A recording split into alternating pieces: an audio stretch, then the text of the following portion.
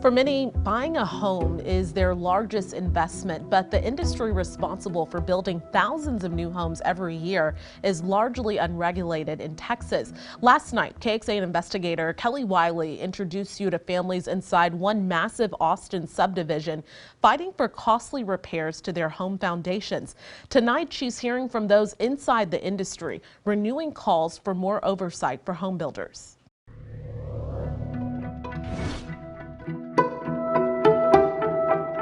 Janika Harris is one of dozens of homeowners in this Southeast Austin neighborhood that's dealt with foundation problems. Yeah, a couple of years ago, I started noticing that things weren't quite right. And I started to notice cracks that were happening in my walls that didn't look normal. They were coming from the window sills. After they started getting bigger, I called a friend to come out and do some measurements. He does home inspections. The city of Austin has approved permits to repair the foundation at Harris's home and nearly 50 others in the neighborhood since 2010. Right here is where the foundation company came. We came out as the contractor for her builder, Lennar, lifted her home this fall, a repair covered under her warranty. Lennar told us it would repair any home that does not meet the commitment it made to buyers.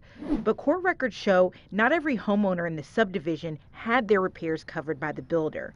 In 2019, two homeowners sued Lennar, claiming the developer failed to honor their warranties. At one time in Texas, there was an agency tasked with helping homeowners, like Harris and her neighbors, deal with alleged construction defects. Back in 2003, Texas lawmakers created the Texas Residential Construction Commission. The homeowners of Texas have too much money at stake to allow the industry to continue without any state regulation.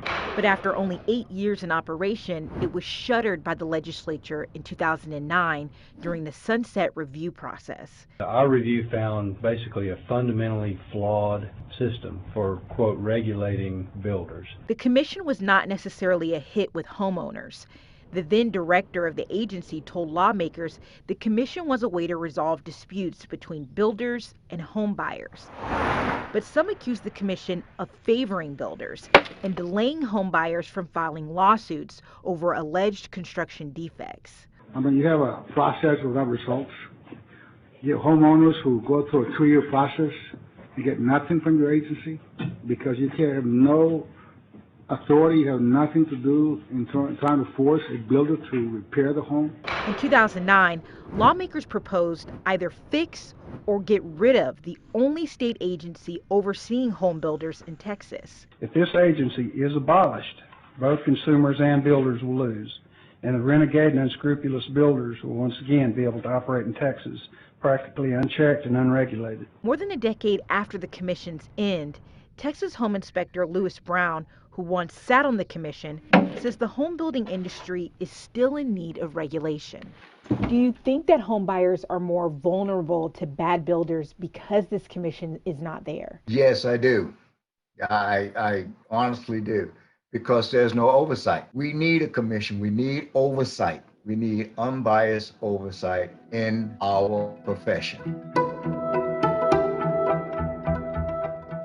The commission noted back then 33 states across the U.S. regulate residential home builders in different ways. Many have state licensing agencies or set up recovery funds for home buyers. Some states, like Nevada, have developed state inspection programs and help resolve disputes between builders and homeowners. Kelly Wiley, KXAN Investigates. Kelly, thanks so much. We learned the commission claimed in just 2007 it conducted more than 500 state inspections for post-construction defects. But one of the complaints back then was that the commission was not moving fast enough and didn't have the power to actually make builders fix the problems that they found. Catch up on Kelly's complete coverage now in this story in the investigative section of KXAN.com. And if you have something that you think we should investigate, email us at report@KXAN.com.